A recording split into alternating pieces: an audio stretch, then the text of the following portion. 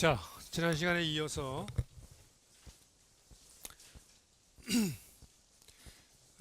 파동 방정식으로 지배되는 연속계 진동 문제.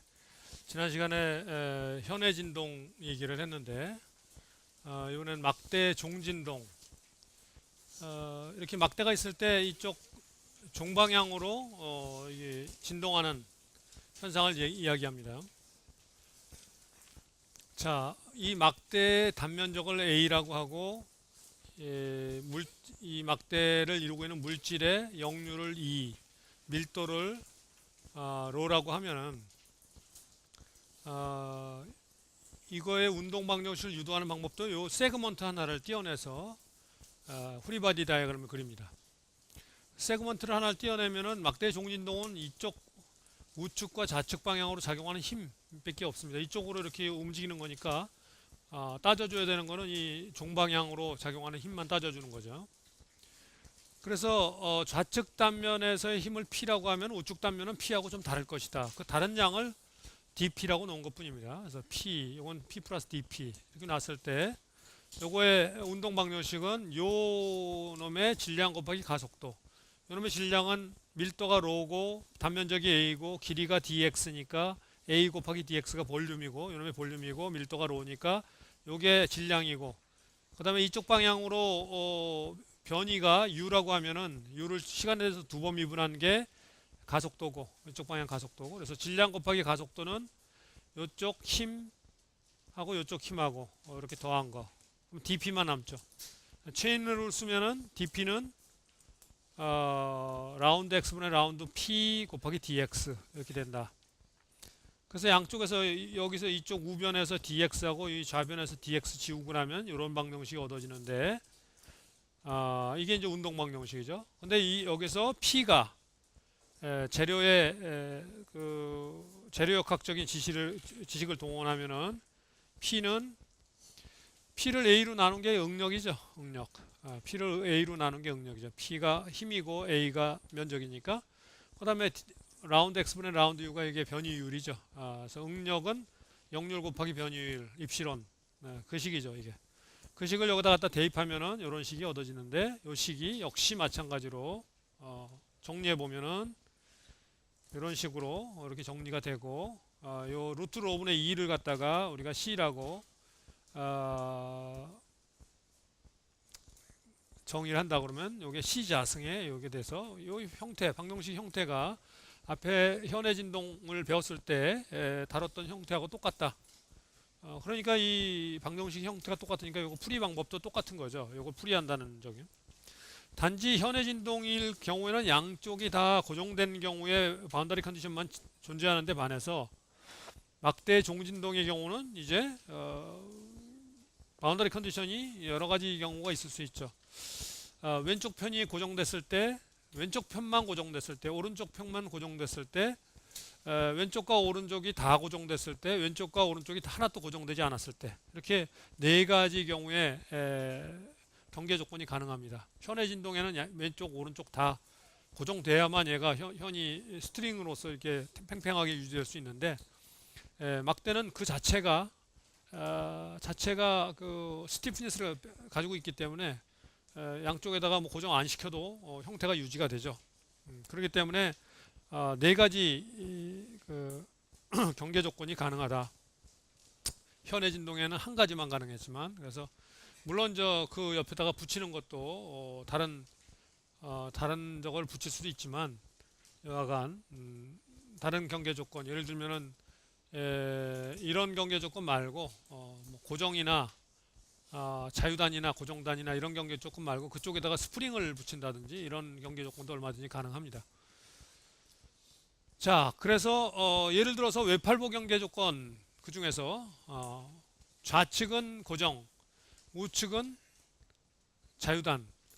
그러면 뭐 자유단에서는 그쪽 자유단 쪽에 작용하는 힘이 0이라는 거죠. 힘이 0. 그죠? 힘이 P가 2A 곱하기 변이율인데, 변이율이 어디에서의 변이율? 자유단에서. 자유단은 X가 L일 때죠. 그래서 L을 여기다 집어넣은 겁니다. 그때 이 힘이 0이다 하는 이 경계 조건이 있어서 고정단은 변이가 0이다. 그런 뜻이죠. 이 두 개가. 그래서 이런 두 개의 경계 조건을 만족하는 막대의 종진동의 고유진동수를 구하자.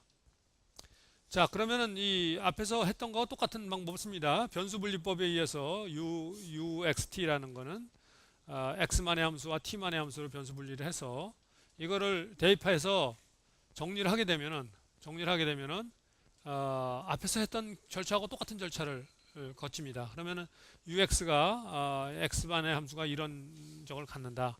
여기까지는 앞에서 했던 거하고 똑같은 절차죠. 앞에서 여기서 또 반복을 안 하겠습니다. 똑같은 거 앞에서 현해 진동할 때 요거 구하는 데까지 이미 했기 때문에 이렇게 넘어가는 부분들이 꽤 있죠.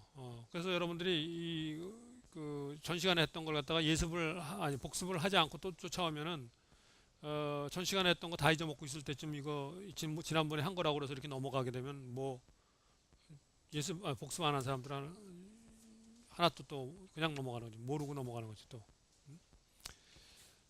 자, 그래서 이렇게 있을 때 경계 조건을 대입한다. 그러면 U가 X가 0일 때 0이다면 X가 0일 때 이 UX가 0이 돼야 돼요. 이걸 대입하면 사인은 0 집어넣으면 이게 0 돼버리고 코사인은 0 집어넣으면 1 돼버리니까 B가 0이라는 뜻이 돼버리니까 요건 없어져 버리고 요것만 남는 거죠.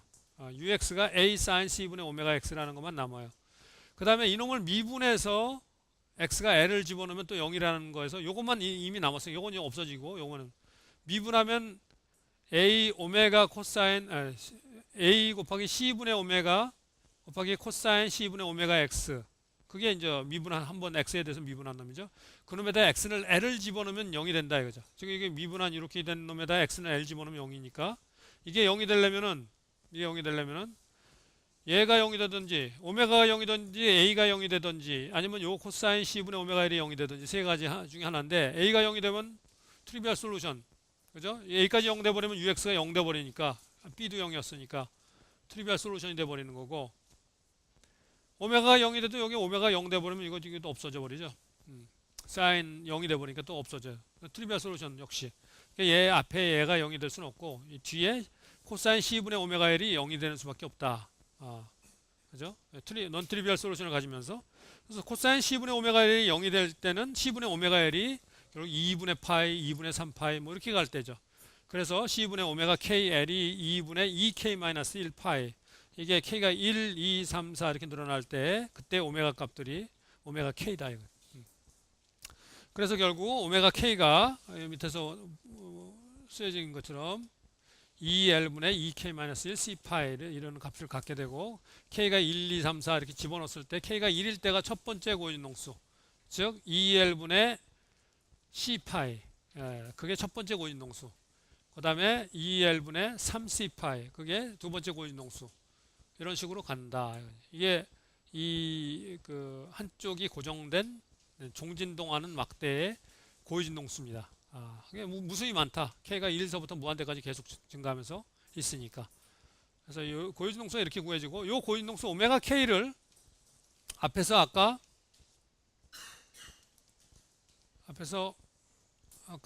B가 0이 돼버렸으니까 요건 없어지고 요것만 남았잖아요.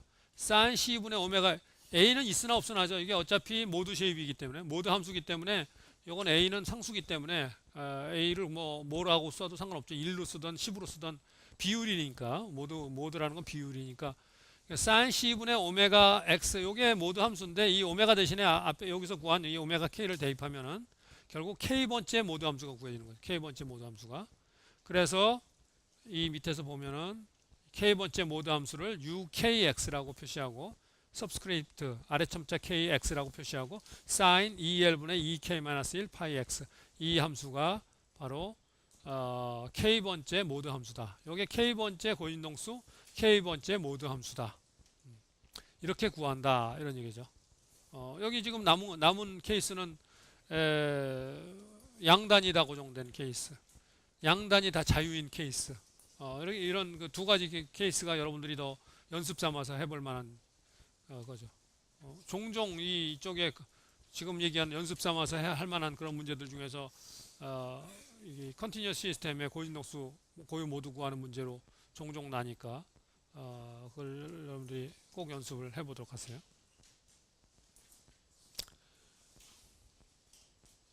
자, 이거 여기 지금 양단 고정 조건 갖는 경우가 여기 추가로 하나 더 들어와 있네요.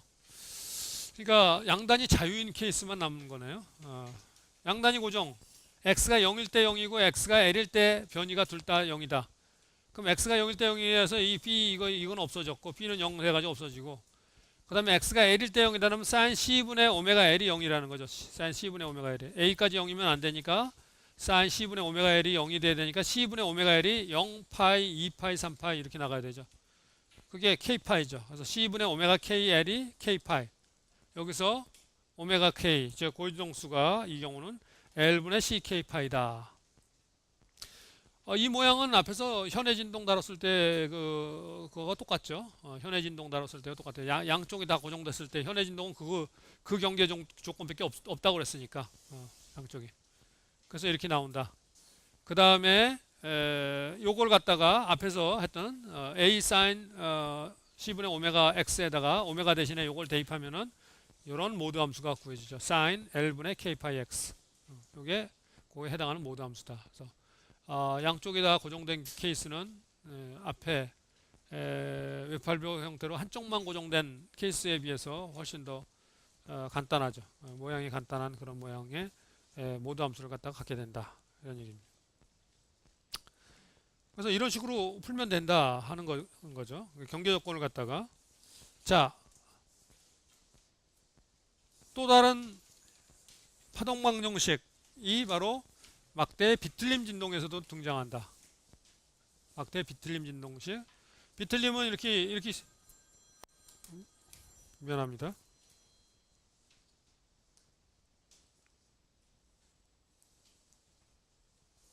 비틀림 진동식은 막대가 이렇게 있을 때 이렇게 진동하는 거죠. 이렇게 진동하는. 자, 여기 보면은 그래서 여기 이제 한 세그먼트를 띄어냈어요. 여기서 세그먼트를 띄어내서 이것도 세그먼트 dx 길이 dx인. 이쪽은 비틀린 쪽의 각도가 세타.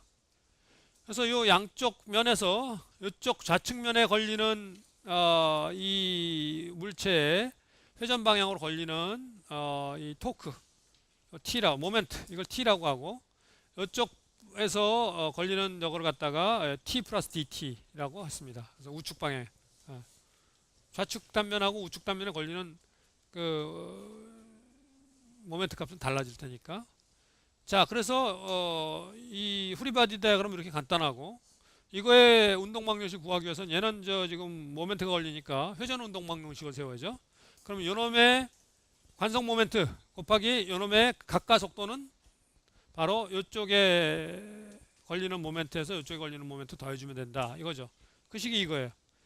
여기서 요 로 xj 요놈이 바로 요놈의 관성 모멘트입니다. 요놈의 관성 모멘트 로 dxj. j는 여기서 뭐냐면 얘 단면 면적 모멘트에 해당해. 단면 면적 모멘트에 해당하고 면적 모멘트에 해당하고, 거기에다 dx 곱한 다음에 로를 곱하면 요게 밀도를 곱하면 요게 관성 모멘트, 질량 관성 모멘트가 돼요. 회전 방향의 질량 관성 모멘트 로 dxj.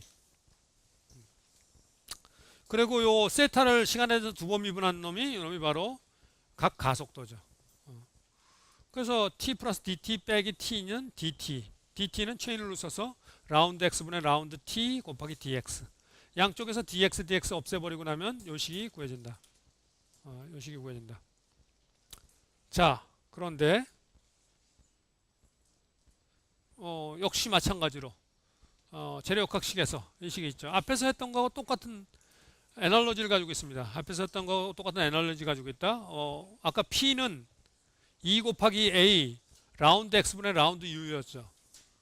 그러니까 그거는 병진 방향에 힘이 작용할 때 식이었어요. 이거는 회전 방향의 이 모멘트 토크라는 것이 병진 회전 방향의 힘이라고 얘기할 수 있죠. 회전 운동을 발생시키는. 그리고 E 대신에 역률 대신에 전단 강성 G 쓰고, A 대신에 단면 면적 대신에 면적 모멘트 J 쓰고 이렇게 쓴 거죠. 그것만 달라지는 거죠. 서로 회전 운동 회전 변형량과 관련된 이런 내용들이기 때문에. 그래서 이 식을 여기다 갖다 대입하게 되면 이런 식이 되고, 마찬가지로 C자승을 로분의 G로 치환을 하게 되면은 방정식이 똑같이 앞에서 어떤 식하고 똑같은 파동 방정식. 앞에서는 세타 대신에 U가 있었는데 여기서 똑같이 이렇게 된다. 단지 이제 그때 이 파동의 속도 C는 루트 앞에 문제에서는 루트 로분의 2였는데 이건 루트 로분의 G가 된다는 것만 다르죠. 파동의 속도가. 파동이 이렇게 하는 파동이 이렇게 전파돼 나가는 겁니다. 이렇게 하는 파동이 이런 파동이 이렇게 전파돼 나가는 거예요. 이쪽 방향으로 막대의 종방향으로. 그 속도가 C라는 얘기죠. 여기서. 자, 그래서 방정식이 똑같기 때문에 풀이하는 것도 똑같아요. 여기서 이제 하나 새로운 이런 그 경계 조건을 하나가 소개되고 있습니다. 이런 경계 조건은 앞에 막대 종진동에도 똑같이 적용할 수 있습니다. 여기 보면 이거는 뭐냐면 그 한쪽 경계 조건은 고정됐고 이렇게 고정됐고 막대가 이렇게 비틀리는데 이쪽 경계는 이런 디스크가 하나 붙어 있는 거예요. 디스크. 관성 모멘트가 J1인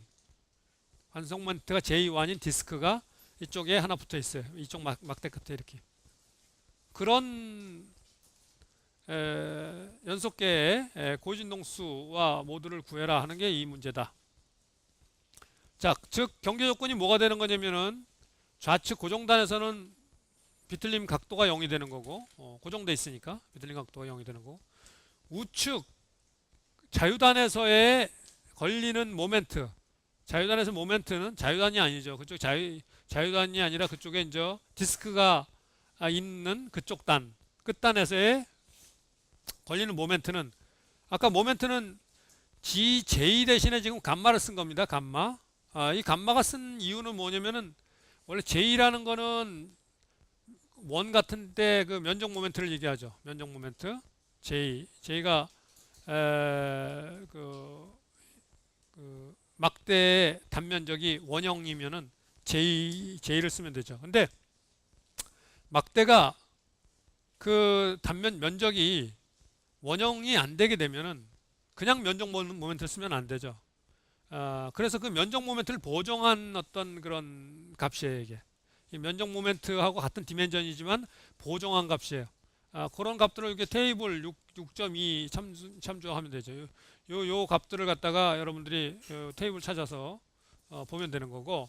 그래서 여하간 이거는 좌측 단면에 걸리는 그 모멘트는 뭐가 되느냐? 그쪽에 그 J1의 관성 모멘트를 갖는 그 디스크가 달려 있으니까 그 관성 모멘트가 움직이면서 관성력을 발생시킨다. 관성 모멘트가 움직이면서 그쪽에 발생시키는 관성력이 얼마냐면은 마이너스 J1 그쪽 단면에서의 각가 속도. 그죠? 여러분이 관성력은 얼마예요? 마이너스 MA죠. 병진 운동할 때. 그거 똑같이 관성 모멘트는 그러니까 그 관성력에 의한 관성 토크라고 보통 우리가 부릅니다. 관성 토크는 마이너스 J1 알파 이렇게 되는 거죠. 마이너스 J1 알파 이렇게 되는 거죠. 마이너스 MA가 관성력이라고 보통 하잖아요. 관성 토크라고 부르는 게 관성 토크는 이렇게 된다. 이 관성 토크만큼 이 디스크가 있는 단에 걸리게 된다 이거죠. 그래서 이 조건이 추가로 더 들어가는 거예요. 이 조건이. 그래서 이 조건을 이렇게 구해야 된다는 사실을 여러분 잘 기억해 둘 필요가 있어요.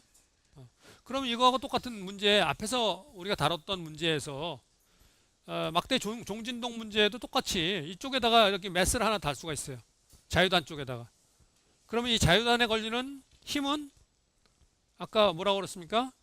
그게 2a 곱하기 라운드 x분의 라운드 u죠. 그게 그쪽 그 힘은 뭐가 돼요? 그러면 마이너스 그쪽 그 걸린 그 이쪽 자유단 끝에 붙어 있는 이놈의 매스의 질량이 m이라면 m 곱하기 가속도 라운드 t 자승분의 라운드 자승 u 이렇게 되는 거죠. 그래서 막대 종진동일 때도 이 모양하고 똑같이 이쪽에 고정단이고 이쪽에 매스가 이렇게 붙어 있는 그런 경계 조건을 요거하고 똑같은 모양으로 할 수가 있습니다. 똑같은 모양으로. 그런 여기서 풀었던 거하고 똑같이 그런 식으로 문제 풀 수가 있기 때문에 예. 뭐 여기서 혹시 문제가 그런 기말고사 문제가 난다면 그런 케이스 있는 거 밖에 날 게 없기 때문에 예. 다 그런 것들을 다 하나씩 하나씩 다 잘 해놔라 이거죠. 자, 그래서 이걸 이제 풀이하는 데 있어서 이거 마찬가지로 앞에서 이거 솔루션은 이런 식으로 변수 분리해 가지고 이렇게 세타라는 이걸 갖다 이렇게 x만의 함수와 t만의 함수로 해 가지고 풀이하면 여기까지는 똑같다고 그랬죠. 여기까지는 항상 파동 방정식으로 했을 때 이렇게 구해지는 것까지 똑같다. 여기다가 이제 경계 조건을 대입하는 데부터 경계 조건의 종류에 따라 달라지는 거죠. A가 없어지냐, B가 없어지냐, 또는 뭐 어떻게 되느냐 하는 게 달라지는 거죠. 자, 여기서 경계 조건을 대입하면은 세타가 x가 0일 때 세타가 0, x가 0일 때 그러면 이거는 없어져 버리고 이게 B만 남으니까 0이니까 B는 0, 이거 없어. B는 0이니까 얘는 없어져 버리는 거예요. 얘는 없어져. 그 다음에 두 번째 경계 조건이 이거죠. 두 번째 경계 조건이 이거예요. 그러니까 G 감마 dx분의 d 세타는 j1 오메가 자승 세타. 이거 두 번 미분하면 여기서 마이너스가 튀어나오면서 이 마이너스하고 없어져 버려가지고 요거 하나만 있으니까, 그죠? 요거 하나만 있으니까 두 번 미분하면 마이너스 사인이 돼버리잖아요, 다시. 그래서 이게 플러스로 바뀐 겁니다. 여기 마이너스 있었는데 플러스로 바뀐 이유가 그거죠. 그리고 앞에서 이 오메가가 두 번 튀어나온 거죠. 그래서 이렇게 바뀐 거다 이거죠. 그래서 이렇게 바뀌고 나면은 두 번 튀어나오면서 여기 하나가 빠진 거네. C자승분의 오메가 자승. 여기 C자승도 튀어나와야 되는 C자승이 없어져 버린 것 같은데. C자승. 예. 분모 C자승분의 오메가 자승. C자승 여기 에러가 껴있네. 이렇게 된다 이거죠. 그래서 이거를 이 두 개를 만족하는 이거 없어지니까 요거를 만족하는 식을 갖다 구해야 돼요. 그럼 이 식을 만족하는 식은 이 오메가에 대한 어떤 방정식 형태로 이렇게 구해져서 거기서 이 식을 풀어야만 이게 이제 특성 방정식이 되는 거예요. 여기서부터 오메가를 구하는 식이 여기 나타나게 된다 이런 얘기죠. 그래서 오메가를 구하는 식. 좌변도 여기도 오메가 있고 여기도 오메가 있기 때문에 오메가를 같이 풀어줘야 된다. 자, 그래서 그렇게 문제를 풀어야 여기서 보면은 이게 말이죠. 여기에 요거는 dx분의 d 세타면 dx분의 d 세타면 c분의 오메가 a 코사인 c분의 오메가 x, a 곱하기 c분의 오메가 코사인 c분의 오메가 x죠. 요 한번 미분한 놈이 좌변에 요거 미분한 놈이 그렇게 나오죠. 그래서 오메가가 하나 튀어나와 있는 형태고 거기다가 이제 x는 l을 대입하면 여기는 c분의 오메가 l이 돼버리죠. 코사인 c분의 오메가 l이 돼버리고 한번 미분하면 그 요쪽에는 오메가 자승이 있고 요거는 요거에다가 그대로 대입하니까 이게 a sin c분의 오메가 l 이렇게 돼버리죠. 그러니까 이쪽은 sin 오메가 l 있고 이쪽은 코사인 오메가 l 있고 오메가 자승이 있고 이쪽은 오메가 있고 그래가지고 사인과 코사인 이런 것들이 다 이게 서로 적어되면서 탄젠트 오메가 뭐 l이 무슨 뭐 오메가의 함수 이런 식을 풀어야 되는 식이 되는 거예요. 그러니까 그건 그냥 손으로 못 풀죠. 그건 손으로 못 풀어요. 그죠? 손으로 못 풀기 때문에 그거는 이제 수치적으로 풀어야 되죠. 수치적으로. 예를 들어 탄젠트 오메가 L이 오메가다. 오메가 L이다. 그러면 그건 그냥 안 되잖아요. 탄젠트 X가 X다. 이런 식은 여러분이 손으로 못 풀잖아요. 그거는 뉴턴 랍슨 방법이나 이런 그 방법을 이용한 수치해를 풀어야 그 오메가 값을 구해요. 근데 그게 탄젠트 함수가이기 때문에 그게 만족하는 오메가 값이 계속 나와요. 계속. 그래서 첫 번째 0보다 큰 첫 번째 값이 첫 번째 고인동수고 두 번째 값이 두 번째 고인동수고 이렇게 구해진다. 그 오메가 값이 구해지고 나면 그 오메가 값을 첫 번째, 두 번째, 세 번째를 여기다 대입하면 그게 sin c분의 오메가 1 x가 첫 번째 모드, sin c분의 오메가 2 x가 두 번째 모드 이런 식으로 모드 함수가 된다. 이런 얘기예요. 그러니까 요 식에서 오메가를 오메가의 1, 오메가 2, 오메가 3, 오메가 4 해가지고 이렇게 고해진 동수의 순서가 요 식에서부터 다 결정이 된다. 그게 결정되면 그걸 여기다 대입하면 된다. 그럼 모드 함수가 구해지는 거다. 왜? B는 0이었으니까 요건 없어지니까 B는 0이니까 그런 식으로 구한다.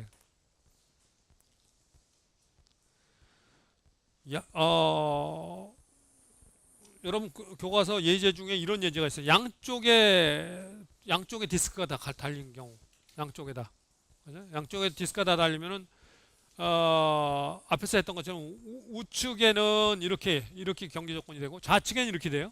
좌측에는 왜 이게 플러스가 됐느냐? 좌측에는 마이너스가 플러스가 되는 거죠. 마이너스 단면이 플러스가 되죠. 우측하고 다르죠. 그래서 이게 플러스가 된 겁니다. 이거 좌측 단면하고 우측 단면하고 여러분 앞에서 후리바디 다이어그램일 때도 이쪽 방향으로 후리바디 오른쪽은 이렇게 이쪽이 플러스인데 왼쪽은 이쪽이 플러스잖아요. 그렇게 양쪽으로 그거가 똑같은 원리예요. 이게 한 개. 그래서 이렇게 두 개를 만족하는 또 걸 풀어야 돼요. 그럼 이거 두 개 만족하는 거는 앞에서 이 식에서부터 이 식에서 A, B가 둘 다 0이 될 이유가 없는 거죠. 이렇게 되면 이거 A가 0이 이거 이 좌변에서는 좌측 경계 조건은 이거고 우측 경계 조건이 이거기 때문에 이 A, B가 다 살아났기 때문에 이거 전체가 다 살아남는 그런 형태가 돼요. A, B의 비율만 이 두 개의 식으로부터 결정이 되는 것뿐이죠. A, B의 비율만. 그럼 그게 모드 함수가 돼요. 여기서 이 두 개를 풀어서 이게 두 개를 다 만족하는 오메가 값을 이 두 개씩으로부터 구해서 그 순서대로 오메가 1, 오메가 2, 오메가 3를 갖다가 여기다 대입하는데 그 과정에서 A와 B의 비율이 결정이 돼요. 그래서 이걸 풀게 된다. 그래서 보통 이거 자체를 갖다가 풀이하는 것 자체는 아까도 얘기했지만 이게 해석적으로 딱 떨어지지 않기 때문에 손으로 풀이하라는 그런 건 안 나와요. 그러다 보니까 이런 문제가 많이 난다면은 이런 경계 조건, 이 고유중수를 구하기 위한 경계 조건까지를 구해놔라 하는 그런 문제까지가 보통 나죠. 이걸 손으로 풀어서 그 값을 갖다 오메가 1, 오메가 2, 오메가 3를 갖다가 딱 구할 수가 없기 때문에 앞에 와는 달리 앞에 한쪽 고정, 한쪽 프리, 양쪽 고정, 양단 프리, 뭐 이런 그 아주 아이디어한 경계 조건과 달리 이런 경계 조건은 그냥 해가 딱 떨어지게 딱 얻어질 수가 없고 수치적으로 얻어야 되기 때문에 이 경계 조건 구하는 것까지만 보통 문제가 주어지는 경우가 많다. 막대도 마찬가지죠. 막대 종진동 문제도 양쪽에 두 개의 매스가 붙을 수가 있는 거죠. 그럼 이거하고 똑같이 되는 거예요. 막대 종진동 문제도 양쪽에 두 개의 매스가 이쪽에 M1이 붙고 이쪽에 M2가 붙었다. 이렇게 되는 거죠. 이런 식으로 똑같이 된다. 그러니까 항상 이게 또 똑같은 종류의 파동 방정식이니까 경계 조건은 종진동의 경계 조건이나 이 비틀림 진동의 경계 조건이나 똑같은 형태로 서로 다 적용할 수 있다라는 걸 갖다 기억해 둘 필요가 있죠.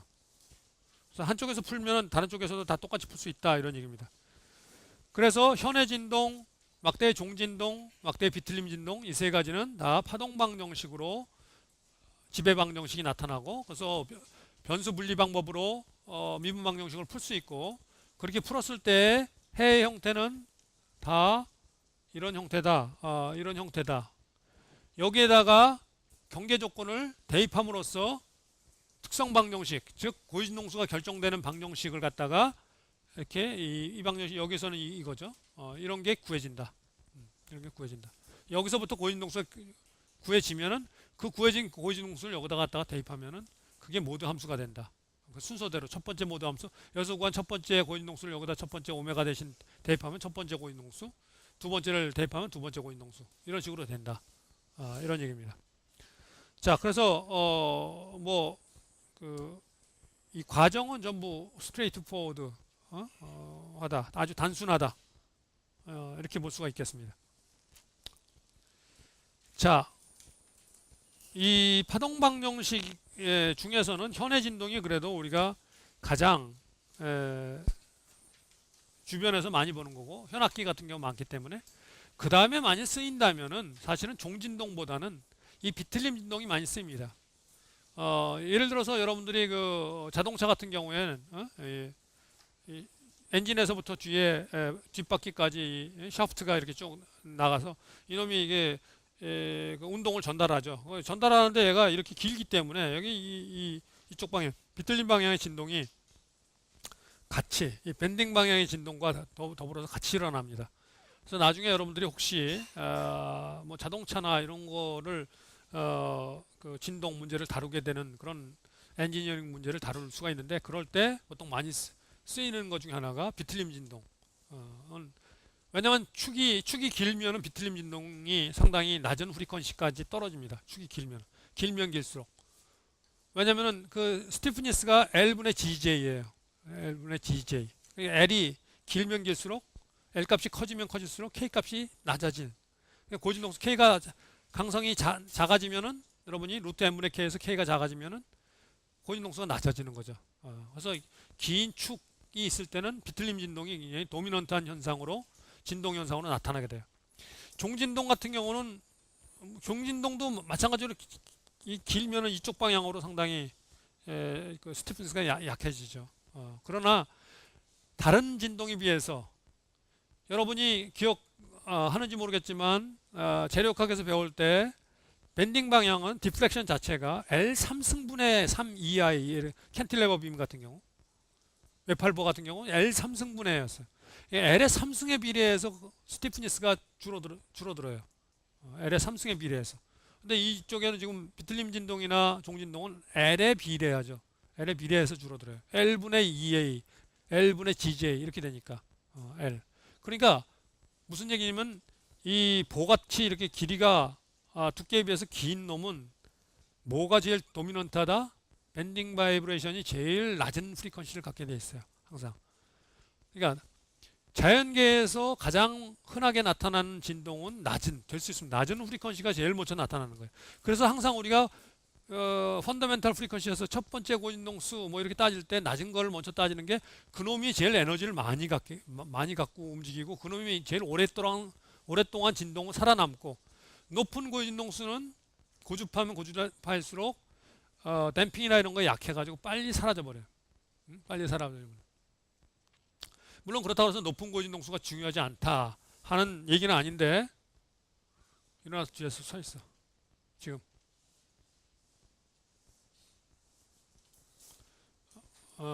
지금 물론 그게 고주파가 다 중요하지 않다 그런 얘기는 아니에요. 외부로부터 가해지는 가진 주파수가 어떤 가진 주파수냐에 따라서 달라지는 거예요. 외부에서 주어지는 가진 주파수가 굉장히 고주파가 가해지면은 그 고주파하고 가까운 고진동수가 제일 크게 반응하게 돼 있는 거예요. 항상 공진하게 돼 있으니까. 고진동수가 여러 개가 있는데 내가 첫 번째는 여기 있고 두 번째는 여기 있고 세 번째는 여기 있고 이렇게 있다 그러면 뭐 세 번째 가까이 있는 고진동수로 그 주파수로 가진을 시켜주면 이놈이 크게 반응한다. 그런데 이 밑에 있는 놈들은 떨어져 있어도 이놈들은 크게 나타나요. 이 리스판스들은. 근데 이거보다 위에 있는 놈들은 그렇게 크게 안 나타나요. 그러니까 내가 첫 번째, 두 번째, 세 번째, 네 번째, 다섯 번째 이렇게 해가지고 n 번째 고진동수까지 쭉 이렇게 고진동수들이 연속계는 고진동수 무수히 많으니까 있는데 그 중에서 내가 n 번째 고진동수에 제일 가까운 놈으로 가진한다 그러면 n 번째 고진동수보다 밑에 있는 놈들은 다 리스판스가 크게 나타납니다. 대부분 n 번째를 포함해서 이 저주파 쪽은 다 크게 나타난다는 거예요. 그러나 n보다 큰 놈들은 잘 안 나타나요. 급격히 줄어들어요. 이쪽은. 그래서 이 낮은 고진동수가 중요하다는 겁니다. 그래서 그 점을 갖다 항상 잘 기억해 둘 필요가 있다 하는 겁니다. 자, 그래서 여기서 여러분이 기억해야 될 거는 이 파동방정식에 실제로 여러분이 쓸 거는 실제로 뭐 여러분이 기계공학에서 현해진동 문제 다룰 거는 그렇게 많지 않아요. 현해진동은 다룬다면 뭐가 있냐면은 기계 제품 중에서 밴드소라는 게 있어요. 이 소잉 머신 중에서 이 줄을 갖다 빙 돌리면서 줄이 이렇게 톱날 역할을 하는 게 있어요. 줄이 이렇게 빙 돌면서 그놈이 막 도는데 그 줄에 이렇게 일종의 톱날이 돼가지고 나무 같은 거 빌 때 그놈이 막 이렇게 도는 그 이 줄이 양쪽 이렇게 원판에 이렇게 돌면서 그럼 이걸로 갖다 대면은 이놈이 일종의 톱 역할을 해가지고 그냥 어, 그 나무를 베고 들어가는 그런 밴드소라는 게 있어요. 밴드소라는. 그때는 그놈이 이제 현해 진동 같이 따져줘야 돼. 그놈이 이렇게 진동시키니까 현이 외부로부터 이렇게 어떤 컨택이 일어나면서 진동이 일어나니까 그런 문제가 프랙티컬하게 여러분 엔지니어링 문제로 등장할 수 있는 거고 아까 얘기한 대로 이 자동차의 샤프트 같은 경우 이 비틀림 진동 이게 상당히 중요한 요소로 등장하기 때문에 나중에 그런 진동 문제 다룰 때 따져줘야 되는 거고 종진동 같은 경우 여러분이 나중에 전에 앞서도 얘기했지만 종진동 같은 경우에 바로 이 앞에서 나왔을 때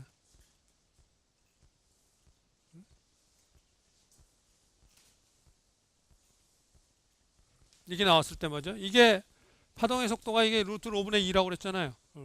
이게 로는 밀도니까 쉽죠. 뭐 로는 구하기 쉽잖아요. 로는 뭐 무게 달고 그다음에 그놈은 갖다 물에다 집어넣으면 부피 나오니까 로는 쉽잖아요. 근데 2는 구하기가 쉽지 않죠. 2를 구하기 위해서 여러분이 재료학에서 뭐라 하냐면 막 인장 실험이라고 그래가지고 막 그걸 잡아당겨가지고 이 기울기를 구해가지고 이 값 구하고 그러는데 진동에서는 그냥 이렇게 막대를 이 종진동 가지고 막대를 이렇게 걸어놓고 양쪽에다 걸어놓고 요쪽에서 땅 때려요. 땅 때리고 요쪽에다가 요쪽 끝에다가 센서를 달아가지고 요쪽에 딱 때리면은 여기서부터 파동이 여기까지 이렇게 전달되잖아요.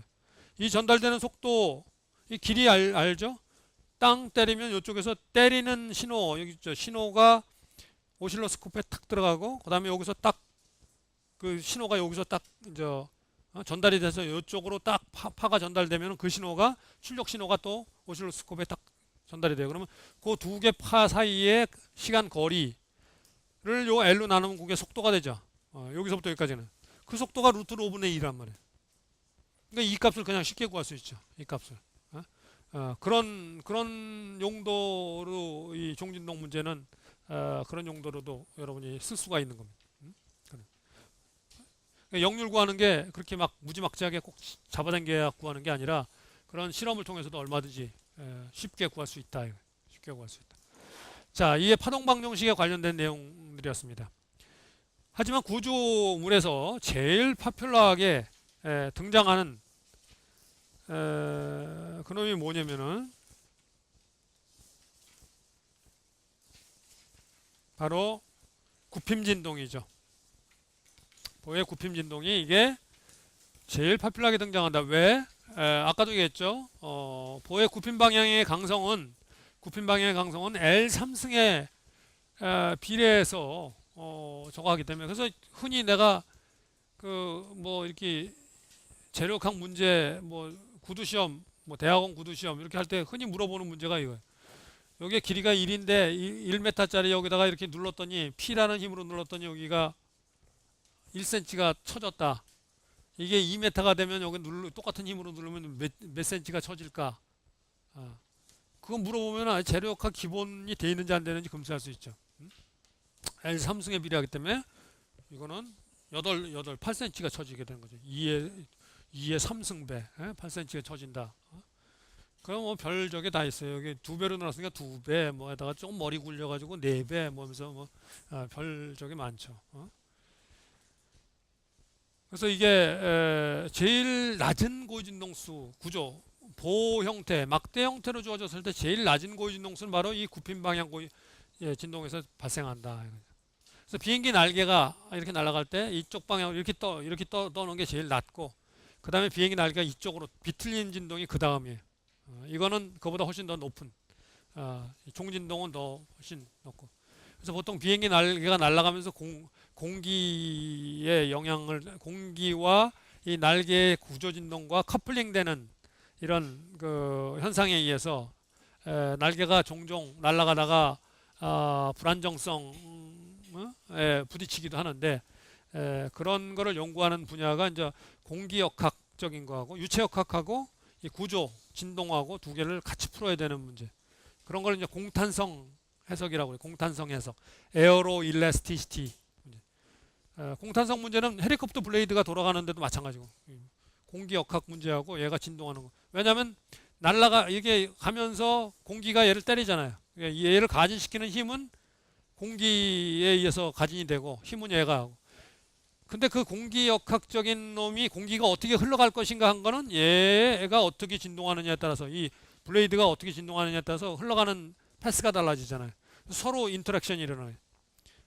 유체역학 문제의 이 구조 진동의 그 형상이 거동이 유체역학 문제의 바운다리로 작용하고 그렇게 작용한 그 유체역학 문제가 다시 이 구조 진동 문제의 익사이테이션 포스로 다시 들어오고 서로 주고받는 이런 문제가 돼요. 같이 풀어야 되는 문제가 되는 거죠. 유체역학 문제와 구조 진동 문제를 구조역학 문제를 같이 풀어야 되는 거예요. 솔리드 여러분이 배우고 있는 재료역학과 유체역학을 같이 풀어야 되는 문제다 이렇게 생각. 동력학 문제죠. 물론. 동력학 동적인 구조니까 동력학 그래서 그 구조 동력학이라고 얘기해요. 구조 동력학 문제와 유체역학 문제를 같이 풀어야 되는 문제. 그래서 그럴 때 이걸 해석해 보면은 비행기가 이렇게 어느 속도 이상으로 날아가면 그 공기 그 속도에 의해서 공기의 저항에 의해서 이게 막 이제 떠는 현상이 일어나고 불안정성이 초래되는데 그때 이제 첫 번째로 이게 막 떠는 그런 현상이 일어나는데 그런 현상을 플러터 현상이라고 그래요. 어떤 스피드까지 가면 그래서 그때 그 플러터 현상이 밴딩 바이브레이션하고 첫 번째 밴딩 바이브레이션하고 연관이 되느냐 토셔널 바이브레이션하고 이게 비틀림 진동하고 연관이 되느냐 뭐 이런 걸 이제 따져주고 그러는데 그럴 때 이 이제 밴딩 바이브레이션, 토셔널 바이브레이션 이런 것들이 비틀림 진동 이런 것들을 공탄성 해석 그런 걸 할 때도 따져주게 됩니다. 그러니까 이거 진동 여기서 이 기본적인 걸 일단 잘 알고 그 다음에 글로 가야 되는 거예요. 더 높은 데로. 그러니까 여러분들이 여기서 배우는 거는 기본적으로 필드에 나가서 써먹을 수 있는 그런 그 기본적인 지식이기도 하면서 더 높은 단계의 지식으로 가기 위한 베이스이기도 해요. 그러니까 이걸 흔들흔들 하면 더군다나 높은 데는 뭐 이것도 잘 모르는데 더 높은 데로 갈 수가 없는 거죠. 그러니까 이 베이직한 것들을 잘 익혀둬야 된다. 자, 보의 굽힌 진동 문제는 그러면 앞에서 다뤘던 그 종진동이나 비틀림 진동이나 어떻게 다르느냐? 이 굽힘 진동은 파동 방정식으로 얻어지지가 않는다. 자, 그러면 이 굽힘 진동도 마찬가지로 프리바디 다이어그램을 그립니다. 그래서 여기서 마찬가지로 보의 한 세그먼트를 띄어내요. dx만큼. 여기에 요거 띄어낸 거예요. 그러면은 이렇게 띄어내고 나면은 여기에 작용하는 힘들이 뭐가 있느냐를 봐야죠. 여기에 작용하는 힘들이 뭐냐? 굽힌 방향으로. 여기 작용하는 힘들은 양쪽 단면에 전단력이 작용해요. 여기 이쪽이 세그먼트의 우측 단면, 좌측 단면. 우측 단면에 작용하는 힘과 좌측 단면에 작용하는 힘은 당연히 다르겠죠. 좌측 단면에 작용하는 힘이 V라고 하면은 우측 단면에 작용하는 힘은 V하고는 다를 거예요. 그래서 그 다른 게 살짝 다르겠죠. 여기 세그먼트 DX만큼 아주 미세한 엘리먼트니까 살짝 다르겠죠. 그래서 다른 정도가 DV라고 놓은 거예요. 앞에서 했던 문제 다 마찬가지예요. 다 마찬가지. 파동방정식 종진동 문제나 비틀림 진동 문제 다룰 때도 자유물체도 그릴 때 똑같이 이게 플러스 뭐 D 뭐 이렇게 나왔었는데 그게 그래서 그런 거다. 자, 그리고 여기 작용하는 힘들이 이쪽 방향으로 작용하는 힘들 중에서 무슨 힘들이 작용하느냐면은 양쪽 단면이 있으면 이쪽 단면에 이 수직 방향으로 이렇게 인장력들이 작용하죠. 인장력들이. 그 인장력들에 의해서 얘가 이 단면이 돌아가요. 이쪽으로 많이 인장력이 하면 이렇게 돌아갈 테고 이쪽이 많이 되면 이렇게 돌아갈 테고 돌아가죠. 그래서 실제로는 이쪽 방향으로 작용하는 인장력들의 총 결과로서 이 돌아가는 모멘트가 이게 작용하는 거예요. 좌측이. 그래서 실제로 이 모멘트가 여기 단면에 하는 게 아니라 여러분 재력학 배울 때 그런 것들을 제대로 잘 배웠으면 그 개념을 분명히 가지고 있는데 잘못 배웠으면 그 개념부터 모르고 도대체 그냥 여기 모멘트가 작용한다니까 작용하나 보다. 왜 그게 물리적으로 작용하는지를 잘 그걸 이해를 하고 있어야 되는데 그거를 이해를 못하고 그냥 뭐 여기다 이쪽에 모멘트가 작용하고 이쪽에 작용한다니까 그냥 작용하는 줄 알고 있습니다. 이렇게 하면은 절대 깊은 데까지 갈 수가 없어요. 이 현상들의 물리적인 의미를 정확히 이해를 하고 이걸 배워야 나중에 여러분들이 깊이 있게 이걸 이해하면서 깊은 이론까지 이렇게 접근해 갈 수 있지. 그냥 뭐 가르치는데 책에 나와 있으니까 그렇겠지 뭐 맞겠지 뭐 틀렸으면 여기 나왔을 리가 있어? 뭐 이런 식으로 생각하면 곤란해. 어? 이게 지금 여기 모멘트라고 이렇게 그려놓은 건 이 모멘트가 원래 여기 단면에 무슨 모멘트가 작용하는 게 아니에요. 세상에 모멘트라는 건 없습니다. 원래 모멘트라는 건 없는 거예요. 모멘트는 우리가 그냥 파생돼서 우리가 어떤 개념으로서 나타나는 것뿐이에요. 모멘트라는 건 뭐냐? 세상에 있는 건 힘밖에 없어요. 힘. 있는 건 힘밖에 없어요. 여기 힘들이 이쪽 단면으로 이 단면을 따라서 이쪽으로 여러 가지 힘의 분포가 있잖아요. 분포가. 그 힘들이 이렇게 작용하면 여기 중심이니까 이쪽에 작용하는 힘은 얘를 이렇게 돌려줄 테고 이쪽에 작용하는 힘은 이쪽을 이렇게 돌려주려고 그래요. 그 힘들의 총 결과로서 이쪽 단면들을 돌려주는 그 결과로 나타나는 게 이 M이라는 거예요. 모멘트라는 거예요. 그게 이 모멘트가 원래 있었던 게 아니라 그러니까 그걸 정확히 잘 이해를 하고 있어요. 역학적으로 이게 무슨 얘기를 하고 있는 건지 잘 이해를 하고 이 모멘트 개념을 잘 이해를 해야 된다 이거죠. 그러면 이 좌측 단면에서 M이라는 모멘트가 작용하면 우측 단면에서는 마찬가지 약간 다르겠죠. 그게 M 플러스 DM이에요. 그런데 왜 이쪽에서 이쪽 우측 단면에서 이 플러스 방향을 플러스로 이렇게 잡잖아요. 우측 단면에서 플러스 방향이 이쪽 방향, 시계 반시계 방향 플러스 방향 모멘트를 잡죠. 좌측 단면에서는 마이너스 방향을 플러스로 잡죠. 이렇게 V. 마찬가지로 시계 방향 이 마이너스 방향이죠. 모멘트. 이건 플러스로 잡은 거예요. 그래서 이 방향도 여러분 잘 이해를 해야 돼요. 왜 이거는 얘는 위아래로 하고 얘는 이렇게 같이 모으냐 이것 도대체. 그러다 이유가 있는 거예요. 플러스 방향 마이너스. 왜 그럼 얘가 이렇게 밀면 작용 반작용으로 항상 이쪽 한 단면을 놓고 아주 미세한 차이니까 같은 저걸 놓으면 얘가 이렇게 밀면 얘는 이렇게 서로 작용 반작용으로 작용하는 거잖아요. 양쪽 이쪽 면과 이쪽 면은 서로 작용 반작용으로 힘이 서로 이루어진 거잖아요. 그래서 얘가 이쪽 이렇게 되는 거예요. 이렇게 작용 반작용에 의해서 이거 모멘트도 마찬가지죠. 같은 단면을 놓고 우측 단면과 좌측 단면을 생각하면 작용 반작용 이렇게 해가지고 서로 딱 이렇게 평형을 이루고 있는 거죠. 작용 반작용. 그래서 이게 이렇게 그려지는 거예요. 이거 도대체 맨날 이런 그 프리바디 다이어그램 자유물체도 보면서 도대체 이걸 왜 이렇게 그리느냐 이걸 이해 못하고 그냥 넘어가는 사람들이 많아서 그런 거예요. 모르고 그냥 그림 맨날 그렇게 나오니까 그렇겠지 뭐 맞겠지. 정확히 이해를 하고 있어요. 정확히 이해를 하고 있어야 그 다음에 뭐 다른 사고가 가능하지. 그냥 무조건 남이 그렇다고 그래서 그냥 그런가 보다 하면은 자기 이해도 못하면서 왜 그러는지도 모르면서 그냥 뭐 그렇겠지 뭐 그렇다고 그러는데 익숙해지는 여러분들 중에서 그런 사람들이 많아요. 모든 걸 배울 때 그냥 익숙해져라. 심지어는 수학 배우면서도 고등학교 때 수학 배우면서도 그냥 많은 문제를 풀어서 익숙해져라. 물론 뭐 점수를 받는 데는 그것도 하나의 방편이 되겠지만 학문이라는 그 자체를 하는 데는 그건 방편이 아니에요. 그리고 여러분들이 뭐 무한한 시간을 가지고 있는 것도 아니에요. 무한한 시간을. 여러분이 아주 젊었을 때 그때는 대학 입시밖에 생각할 게 없으니까 그때는 뭐 익숙해지는 데다가 모든 시간을 다 쏟아붓든 뭐하든 그건 여러분 자유지만 여러분이 막상 사회생활을 하고 나중에 가정생활을 하고 하게 되면은 여러분들이 써야 되는 시간은 무지하게 많아요. 여러분들로부터 시간을 요구받는 데는 너무 많아. 그런데 거기다가 뭐 어떤 한 데다가 쓸데없이 비효율적으로 시간을 너무 많이 투입한다? 그럼 딴 데서 누군가 불만이 발생하죠. 이것만 하는데 다 시간 보내면은 이쪽에서 불만이 생기죠. 여러분이 나중에 사회에 나가서 뭐 직장 생활을 하는데 대표적인 게 실력이 없다. 그럼 어떻게 해요? 할 수 없이 시간으로 때우는 수밖에 없어요. 그럼 어디서 비명이 나와요? 가정에서 비명이 나오는 거죠. 당신은 애하고 언제 놀아준 적이 있어? 딱 이런 소리가 나오는 거죠. 도대체 당신이 가장으로서 도대체 역할이 뭐야? 뭐 한 게 뭐야? 이런 소리가 나오는 거예요. 돈 벌어다 준 거, 그거죠. 그러면 이제 정년 퇴임 딱 하는 순간에 그 사람은 역할이 없어지는 거예요. 역할이. 그러니까 여러분이 살면서 다면적인 역할을 많이 가지고 있을 때 건강한 거예요.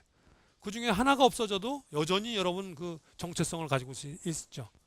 남편으로서, 아내로서, 아빠로서, 엄마로서, 직장의 어떤 한 저거 또 하나 저거고 다른 여러 가지에도 이렇게 다면적이 가지고 있으면 그 중에 하나가 없어져도 절대 흔들리지 않아요. 인생이 사운드 한데 하나에 올인하고 사는 사람은 그게 딱 끝나는 순간에 갑자기 용도 폐기 딱 되는 거예요.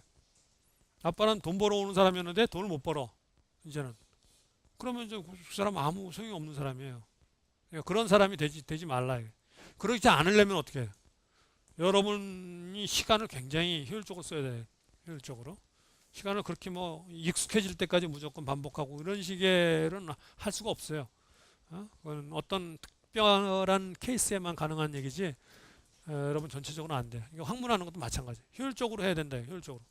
여러분 배워야 될 게 무지하게 많고 좋은 엔지니어가 되기 위해서는 시간이 무지하게 많이 필요한데 그냥 그 효율적으로 공부를 안 하고 그냥 그렇게 공부를 하다 보면은 나중에 그 대가를 몇 배로 치러야 된다.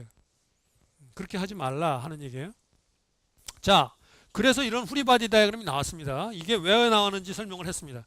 이 후리바디 다이어그램은 여러분이 자주 보게 되는 거지만 이게 왜 이렇게 그려졌는지를 제대로 잘 이해를 하고 있어야 된다 이런 얘기예요. 이걸 모르고 그냥 누군가 이렇게 그려놨으니까 맞으니까 이렇게 그려놨겠지 이런 식으로 생각하면 안 된다. 자, 그래서 여기서 이제 DM이 요거 역시 체인으로 써가지고 라운드 x 라운드 m분의 dx 곱하기 dv는 라운드 x 라운드 v분의 dx 이거 체인으로 쓰고 얘네들을 갖다가 여기 요거 대신에 대입하고 그 다음에 이제 이 운동 방정식을 구해야겠죠. 자, 이 운동 방정식은 몇 가지가 있는지 방향이 어디 있냐면은 이쪽 방향의 병진 운동 방정식과 이쪽 방향의 회전 운동 방정식 두 가지가 나와요. 이쪽 방향의 방정식은 이쪽 방향의 힘은 이거 작용 안 하죠 지금 안 하죠. 여기는 아예 빼버렸잖아요. 왜냐면은 원래는 이쪽 방향으로 단면 방향으로 이쪽도 힘이 작용하고 이쪽도 힘이 작용해가지고 하는데 그 바로 종진동 방향 방정식이죠. 앞에서 우리 다뤘던 거예요. 종진동. 여기서는 그게 아니라 얘가 이제 굽힌 방향 조금만 따지기 때문에 이쪽 방향 힘이 굽힘과 관련이 있고 이쪽 방향 모멘트가 얘 인장에 의한 이 모멘트가 이 굽힘과 관련이 있기 때문에 그 두 가지 방향만 따지는 거예요. 운동 방정식을. 이쪽 방향은 X방향은 안 따지고 Y방향과 세타 방향만 따지는 거예요. 그래서 Y방향 방정식은 Y방향 이 질량 요 놈의 질량 곱하기 로 X 로 A dx 질량 곱하기 가속도 Y방향 가속도 Y를 시간에도 두 번 미분한 거 그게 이쪽 방향 힘의 합 이쪽 방향 힘은 얘하고 얘죠. 모멘트는 이쪽 방향의 병진 운동에 아무 영향 안 미치죠. 여러분이 동력학 배우면서 모멘트가 가해졌다고 해서 병진 방향 운동에 모멘트가 가해지는 건 아무 영향 안 미치죠. 운동에. 그래서 이건 M은 여기에 아예 아무 나타나지 않는 겁니다. V 플러스 dV 빼기 V, dV 이렇게 된 거죠. 그래서 여기서 양쪽에서 dx 지우고 해서 하나씩이 나오고, 그 다음에 세타 방향 방정식은 이놈의 관성 모멘트를 갖다 I라고 하자 이거죠. I라고 하자. 그리고 이놈의 각가속도를 알파라고 하자. 그러면은 이제 이놈의 양쪽에 작용하는 이 전단력에 의한 모멘트와 요 모멘트에 의한 모멘트 이거 한 거. 모멘트에 의한 건 m 플러스 dm. 그리고 요건 마이너스 m. 이게 이제 플러스 방향 저거고. 그다음에 이 우변에 작용하는 이놈에 의한 모멘트. 여기 중심으로부터 여기까지 거리 팔 길이가 2분의 dx고 v 플러스 dx 이거죠. 그다음에 이 좌변에 작용하는 이놈에 의한 거 v 곱하기 2분의 dx 모멘트죠. 그래서 이걸 다 더하니까 이거예요. 이거. 이렇게 된다 이거. 자, 그런데 여기서 만일에 이 보가 그래서 이 보가 이 앞에 이 식은 지금 요 식이고요. 요 첫 번째 식이 요 식인데 이 보가 요 밑에 이제 그다음에 그런데 이 보가 굉장히 얇은 보다 그러면은 지금 요거는 dx는 원래 작은 거예요. dx는 원래 작은 거고 요게 굉장히 작다. 그럼 원래 여러분이 동력학 배울 때 관성 모멘트 배울 때 어떻게 했어요? 사각형이면 12분의 m a 자승 플러스 b 자승이었죠. 근데 요게 a가 dx가 굉장히 작은 놈이고 b도 작으니까 a 자승과 b 자승이 다 작은 거예요. 그러니까 i가 0이 돼 버리는 거예요, 이게. 세장보가 되면 이 i를 0으로 취급한다. 이놈을 뭐라고 그러냐면 이 단면이 돌아가는 관성력이 되는 거예요. 이 단면이 돌아가는 관성력인데 그놈이 그걸 갖다가 영어로 뭐라고 그러냐면은 로타리 이너시아라고 그래요. 로타리 이너시아. 여러분이 영어로 문헌상에 로타리 이너시아라는 말이 종종 등장해요. 로타리 이너시아. 그 로타리 이너시아 이펙트라고 그러는데 그러니까 단면 회전 관성 효과예요. 단면이 회전하는 관성 효과인데 그 효과를 그러니까 이게 얇은 세장보에 대해서 무시할 수 있기 때문에 i를 무시하게 되면 결국 얘가 0이라는 식이 돼버리죠. 얘가 0이다. dm은 요거고 아까 요거고 그래서 dm이 요걸 갖다 요거다 대입하면 뭐가 되면 v는 마이너스 라운드 x분의 라운드 m이 되죠. 그게 여러분이 많이 쓰는 그 재력하게 쓰는 식이죠. 전단력 구할 때 모멘트를 갖다가 x에 대해서 한번 미분해서 그다음 마이너스 붙여가지고 구하는 그 식이잖아요. 그 식이 여러분이 재력학에서 많이 쓰는 식이죠. 그래서 v는 요 식을 이렇게 그 i가 0이면 이런 식이 얻어져서 요 식을 아까 구했던 그 첫 번째 식에다 대입하게 되면 이런 식이 구해진다. 요게 바로 운동방정식인데 요 운동방정식에서 m은 모멘트는 여러분이 재력학에서 배웠던 게 뭐냐면은 모멘트는 역률 곱하기 굽힌 방향 면적 관성 모멘트 곱하기 y 더블 프라임 요 식을 또 배웠죠. 모멘트와 디플렉션 굽힌 방향 디플렉션에 두 번 미분한 놈 요거 2i 곱하기 y 더블 프라임 요게 모멘트죠. 요걸 요거다 갖다 대입하면 요런 식이 얻어져요. 이런 식. 이 i가 x의 함수가 아니면 이 i가 x의 함수가 될 수도 있습니다. 그죠? i가 면적 이게 길이 방향으로 면적 모멘트가 변하면은 x의 함수가 되는 거죠. 이 i가 2는 뭐 역률은 동일한 재료를 썼다 하더라도 i가 두께가 변하면은 i가 x의 함수가 되는 거예요. 근데 두께가 일정한 보다 그러면 이 i가 바깥으로 튀어나오죠. 그럼 그 식이 가장 많이 여러분들이 보는 식입니다. 여기서 이 식을 보면은 앞에서 여러분이 구했던 파동방정식하고 비교해 보면은 파동방정식에서는 t에 대해서 2차 방정식은 맞는데 x에 대해서 파동방정식이 2차 방정식이었는데 여기는 굽힌방정식은 4차 방정식이에요. 4차 방정식. 그래서 파동방정식과 다르다. 굽힘진동, 보의 굽힘진동 방정식이 파동방정식과 다르다. 앞에서 단면이 그 세장보다 했을 때 사용했던 것 중에 아까 단면의 회전관성을 무시한다. 로타리 이너시아 효과를 무시한다라는 얘기가 나왔고 또 한 가지는 이렇게 되면은 뭐가 또 무시가 될 수 있냐면은 어떤 가정을 할 수 있냐면은 이게 보라고 그래요. 보라고 그러면 보에 요게 탄성축이 중심에 이렇게 지나간다.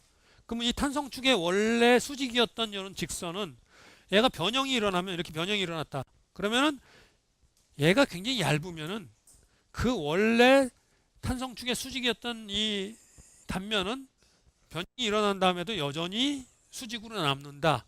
라고 가정하는 그 가정을 갖다가 오일러 베르누이 가정이라고 그래요. 그래서 그 가정에 근거해서 발전해서 쓰는 이론이 탄성학 이론이 오일러 베르누이 보 이론이에요. 그런데 만일에 보가 굉장히 두꺼워지면은 얘가 이게 이렇게 수직이었던 놈이 변형이 일어나면 수직으로 안 남고 이렇게 약간 기울게 되죠. 단면이. 그 여러분이 짐작할 수 있을 거예요. 이렇게 얇은 놈은 이렇게 하면 그대로 그냥 이렇게 돌아갈 것 같지만 이게 두꺼우면 이렇게 하면은 얘가 밀리겠죠. 이렇게 밀리겠죠. 이렇게 돌아가지 못하고 약간 덜 돌아가게 되겠죠. 그 덜 돌아간 양이 이 감마, 이 각도를 바로 전단각이라고 해요. 이렇게 해서 이렇게 덜 돌아가서 이렇게 밀리게 되는 이 현상을 전단이 발생했다고. 저게 발생했다고 얘기하는 거예요. 전단. 이걸 전단각이라고 그래요. 그래서 두꺼운 경우에는 이렇게 전단이 발생한다. 그래서 이 전단의 효과를 시어 디포메이션, 전단 변형 효과를 고려를 해야 된다. 그래서 이렇게 가정을 하는 여전히 단면 직선이었던 놈이 직선으로 남때 이렇게 밀린다 하는 거예요. 이 이론을 티모셴코 보 이론이라고 해요. 이렇게. 그래서 두껍게 되면은 아까 얘기했지만 단면의 회전 관성 효과도 고려해야 되고 이 전단 효과도 고려해야 돼요. 왜냐면 이게 원래 이렇게 사각형이었던 놈이 이렇게 여기 평행사변형처럼 이렇게 밀리잖아요. 이렇게 양쪽으로. 그러니까 이게 전단력이 작용하면 이렇게 밀리게 되잖아요. 그죠? 이게 이렇게 똑같이 있던 놈을 이렇게 밀면은 이렇게 밀려. 이렇게 평행사변형 형태로 밀리게 되는 그런 꼴이 돼 버린 거죠. 그래서 지금 이게 전단이 작용하고 있다고 보는 거죠. 자, 그래서 보가 얇은 보일 때는 앞에서 유도했던처럼 그런 오일러 베르누이 보 이론에 근거한 그런 방정식이 유도되고, 그 다음에 보가 두꺼워지면은 이 티모셴코 보 이론에 의한 식이 유도되는데, 여러분 책에 이 티모셴코 보 이론에 의한 교과서에 그 식도 소개가 돼 있어요. 근데 내가 볼 때는 너무 좀 지나치게 많이 나간 것 같아서 그 부분은 이 강의 내용에서 내가 뺐어요. 너무 많이 나간 것 같아서 이 오일러 베르누이 보 이론에 의한 여기까지만 잘 이해를 해도 충분하다. 그거는 티모셴코 보 이론까지부터 시작하는 거는 나중에 여러분이 대학원 가서 혹시 더 필요하다면 대학원 과정 이런 데 가서 더 보충하면 되고, 혹시 여러분이 대학원을 안 가고 현장에 나가서 엔지니어로 활동하다가 혹시 티모셴코 보 이론이 고려할 필요가 있다 그러면 그 여러분 책에 있는 그 내용을 잘 들여다보면은 그 어렵지 않게 이해할 수가 있어요. 오일러 베르누이 보 이론을 잘 이해를 하고 있다 그러면은. 그래서 그렇게 유도가 된다 이거죠. 자, 이 식을 x에 대해서 4차 방정식인 이 식을 푸는 방법도 역시 마찬가지로 변수분리법밖에 없어요. 여러분이 아는 거 그것밖에 없으니까. 이것도 역시 변수분리가 됩니다. 변수분리를 하고 나면은 지금 여기 나오는 것처럼 이렇게 t에 대한, 그러니까 y를 갖다가 x의 함수, t의 함수라고 놓고 이 yt를 이걸 갖다가 앞에서 구했던 운동 방정식에 대입해서 t는 t끼리 y는 y끼리 이렇게 모으면은 이렇게 됩니다. 이것도 마찬가지로 이게 마이너스 오메가성이 돼야 돼. 이것만 넌 트리비얼 솔루션이 된다 그랬죠. 얘가 0이 되거나 플러스가 되면은 트리비얼 솔루션이 될 수밖에 없다는 건 앞에 파동 방정식과 동일한 논리로 성립합니다. 여기서 더 설명 안 해도 되고, 그래서 여기서 이 식과 이 식을 이렇게 두 개로 분리해서 라지 t에 대한 식과 라지 y에 대한 식으로 이렇게 표시하면은 라지 t에 대해서는 이렇게 2차 방정식 마찬가지죠. t는 a sin 오메가 t 플러스 b sin 오메가 t 이렇게 구해지는 거고, 얘는 x에 대해서 4차 방정식이죠. 요거의 해를 구해야 돼요. 해를. 이 해가 구해져 있습니다. 이 해가 어떻게 이런 방정식의 해가 어떻게 구해져 있느냐면 바로 일반 해가 4차 방정식의 해가 기본계가 4차 방정식이 되니까 여러분 공업수학에서 2차 방정식은 기본계가 2개, 3차 방정식 기본계가 3개, 4차는 기본계가 4개, 4차 방정식 기본계 4개가 이렇게 구해집니다. 기본계가 코사인, 사인, 하이퍼브릭 코사인, 하이퍼브릭 사인 이렇게 4개의 기본계로 리니어 컨비네이션이 일반해가 되는 거죠. 일반해가. 그래서 이제 여기까지가 이게 이제 구한 거고, 자, 앞에서 우리 파동 방정식 구할 때도 그 고유진동수 구하고 고유 모드 함수 구할 때 똑같은 과정을 했듯이 여기서도 마찬가지로 이제 경계 조건을 적용하면은 그 경계 조건에 따라서 고유진동수와 모드 함수가 구해지는 겁니다. 경계 조건에 따라서. 예를 들어서 외팔보 경계 조건이다. 그러면은 여기 보는 것처럼 외팔보 경계 조건은 어때요? 자, 이게 4차 방정식이기 때문에 경계 조건이 몇 개가 필요해요? 4개가 나와요. 그죠? x에 대해서 4차 방정식이기 때문에 경계 조건 4개예요. 그죠? t에 대해서 2차 방정식이기 때문에 초기 조건 2개 나오는 거. 그죠? 앞에서 파동 방정식에서 x에 대해서 2차 방정식이기 때문에 경계 조건이 2개밖에 안 나왔어요. 그죠? t에 대해서 2차 방정식은 항상 똑같았고, t에 대한 시간에 대해서는 경계 조건 2개밖에 초기 조건 2개밖에 필요 없었고, 경계 조건은 x에 대해서 파동 방정식이 2차 방정식이었기 때문에 2개고, 여기는 4차 방정식이기 때문에 4개가 필요해요. 자, 4개가 어떤 거냐? 예를 들어 캔틸레버빔이나 외팔보다. 그러면 고정단에서는 변이가 0이다. 변이가 0이다. 이놈은 슬로프가 0이다. 기울기가 0이다. 그래. 그 두 가지 조건이 나오고, 그 다음에 자유단에서는 x가 L일 때죠. 자유단의 끝에서는 모멘트가 0이다. 전단력이 0이다. 그죠? 모멘트가 0이다. 전단력이 0이다. 그러면 이 조건들이 라지 y에 대한 식으로 바꿔보면 x가 0일 때 라지 y 값은 0이다. x가 0일 때 dx분의 dy가 0이다. 슬로프가 0이니까. 그 다음에 모멘트는 y 더블 프라임이었잖아요. x에 대해서 두 번 미분한 거니까 이게 x에 두 번 미분한 이놈이 0이다. x가 l일 때. x가 l이라는 건 자유단위라는 얘기예요. 그 다음에 그놈을 모멘트를 한 번 x에 대해서 더 미분한 놈이 전단력이니까 y에 대해서 세 번 미분한 dx 3승분의 d 3승 y 이놈이 x가 l일 때 0이다. 이렇게 네 가지 조건이 경계 조건으로 등장하는 거예요. 이 네 가지 조건을 갖다가 써보면은 바로 앞에서 그 a 사인 베타 x 플러스 b 코사인 베타 x 플러스 c 사인 하이퍼브릭 베타 x 플러스 d 코사인 하이퍼브릭 베타 x 거기에다가 x가 0일 때 조건 집어넣은 a 플러스 c는 0이다라는 식이 돼버리고 x가 한번 미분했을 때 식을 하면 요게 나오고 그 다음에 요게 모멘트식이고 요게 전단식이고 이런 식이 이렇게 네 개가 식이 나온다 이거죠. 그럼 이 식을 정리해 보면은 A, B, C, D에서 정리해 보면 이런 매트릭스 식이에요. 이 식이 0이 돼야 되는데 A, B, C, D가 다 0이 돼 버리면은 물론 만족하지만 A, B, C, D가 다 0이 돼 버리면은 그건 솔루션이 0이잖아요. A, B, C, D가 0이면은 라지 YX가 0이라는 거니까. 그러니까 A, B, C, D가 다 0이 안 되면서 이게 만족하는 방법은 요놈의 디터미넌트가 0이 돼야 되죠. 요 4x4 매트릭스의 디터미넌트가 0이 돼야 되죠. 거기서 베타 값들이 결정이 됩니다. 베타 값들이. 저놈이 디터미넌트가 0이 된다는 식에서. 그게 정리된 게 바로 3번 이 식이에요. 저 지금 디터미넌트가 0이라는 식이 정리된 게 이거예요.